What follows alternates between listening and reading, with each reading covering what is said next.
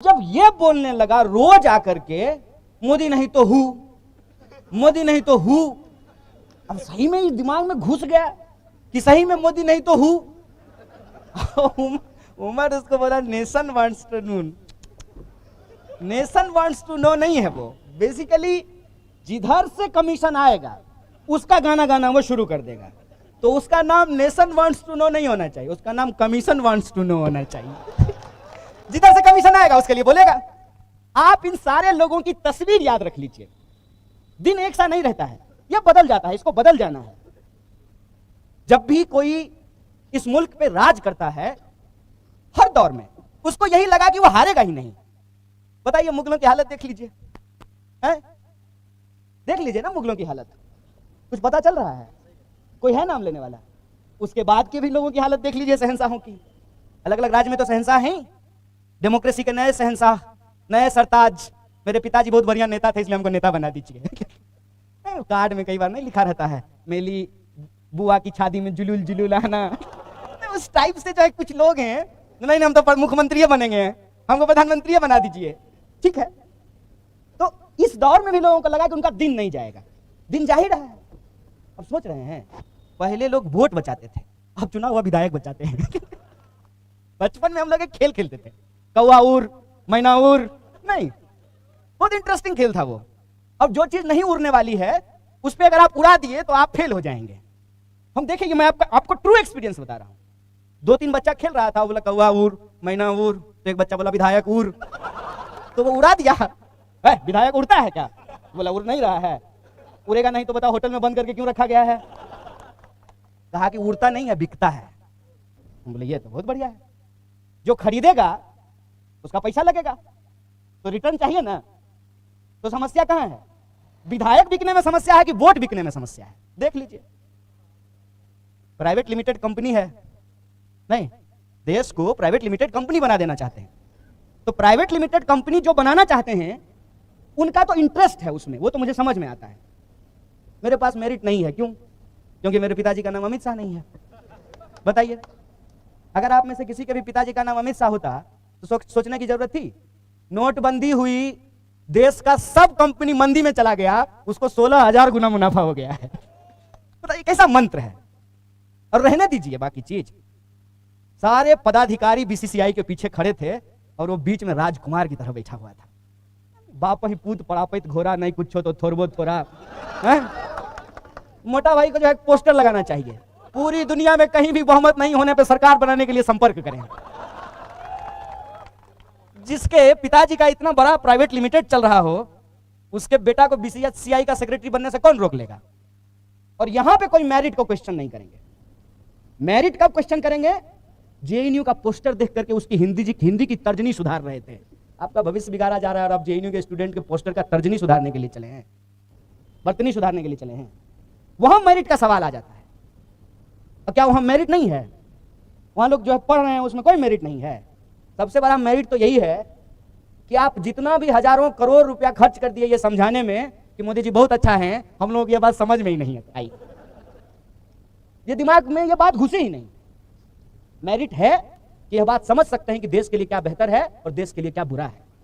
और यह बात इसलिए समझ सकते हैं क्योंकि गरीबी, किसानी, मजदूरी, गांव, खेत खलिहान, शिक्षा, रोजगार, सड़क, बिजली, पानी, गली नुक्कड़ चौराहे, संविधान, धर्म, मंदिर, मस्जिद, हिंदू मुसलमान किताब में नहीं पढ़े हैं, जीवन में जिए हैं। जीवन को इस तरीके से जिए हैं कि मालूम है कि हिंदुस्तान की हकीकत क्या है।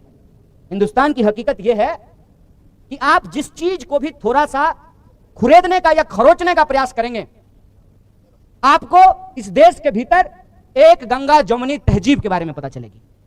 मैं बड़ी एक इंटरेस्टिंग बात आपको बताता हूं। इसको मैं इसलिए बोल रहा हूं कि कभी कहा जाता है, जैसा आरफा जी ने भी कहा आपको, कि हिंदू खतरे में है और मुसलमान खतरे में है। मोहम्मद रफी साहब काली जी का भजन गाने का रियाज कर रहे थे, तब उनकी मौत हुई थी। और जो राम जी को लेकर के सबसे मशहूर गाना है, राम जी की निकली सवारी, राम जी की लीला है न्यारी, वो गाना मोहम्मद रफी के द्वारा गाया गया है। मन तरपत हरिदर्शन को आज, वो गाना एक मुसलमान ने लिखा, एक मुसलमान ने गाया और एक मुसलमान ने उसका म्यूजिक दिया है, और बजता हिंदुओं मंदिर के मंदिर में है। जय हिंद का जो नारा है, आरफा जी को गाली देने के लिए वो लोग नीचे लिखते होंगे जय हिंद, जय हिंद का नारा एक मुसलमान का दिया हुआ नारा है। पूर्ण आजादी की मांग करने वाला पहला व्यक्ति मौलाना हसरत मोहानी थे। देश के पहले शिक्षा मंत्री मौलाना अबुल कलाम आजाद थे। यह बात मैं क्यों बोल रहा हूं? यह बात मैं इसलिए बोल रहा हूं कि यह बात सबको बोलने और समझने की जरूरत है। वो समझ भी रहे हैं, बोलने की जरूरत है। मुझे आपकी समझदारी पे बिल्कुल शक नहीं है।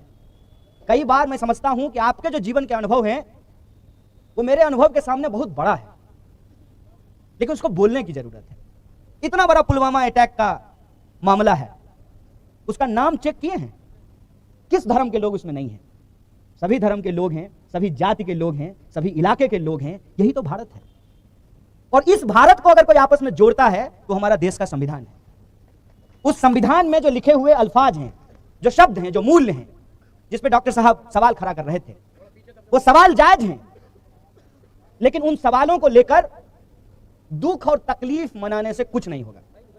कभी ना कभी यह स्थिति आएगी, कभी ना कभी यह वक्त आएगा कि उस पर नया सवाल खड़ा करना पड़ेगा। रोज नया प्रश्न आपके सामने खड़ा हो जाएगा।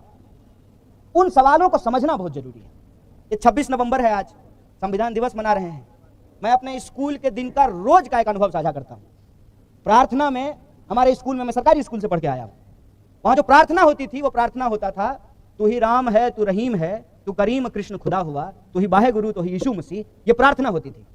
और प्रार्थना हो जाने के बाद संविधान की प्रस्तावना पढ़ाई जाती थी, फिर जनगण मन गा करके जो है वो खत्म होता था। और संविधान की प्रस्तावना को जब पढ़ाई जाती थी तो तारीख कोई भी हो, लास्ट में कहता था आज दिनांक 26 नवंबर 1949 को, तो मैं चुप हो जाता था। आज दिन 13 दिसंबर है, कह रहा है 26 नवंबर।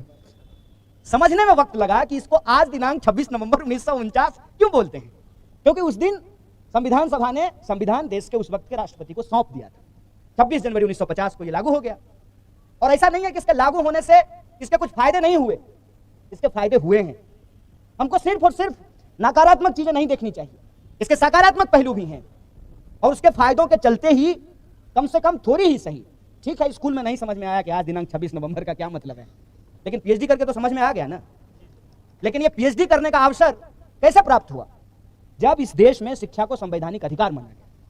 और जो 87-88 के बाद, मतलब 85 से लेकर के 90 के बीच में पैदा हुए, उस जनरेशन का एक बड़ा मजेदार चीज है, बचपन वेलफेयर स्टेट में बीता है, जहां चीनी, चावल, तेल, धोती, साड़ी, केरोसिन का तेल, मिट्टी का तेल, सब कुछ जन प्रणाली की दुकान से मिलती थी।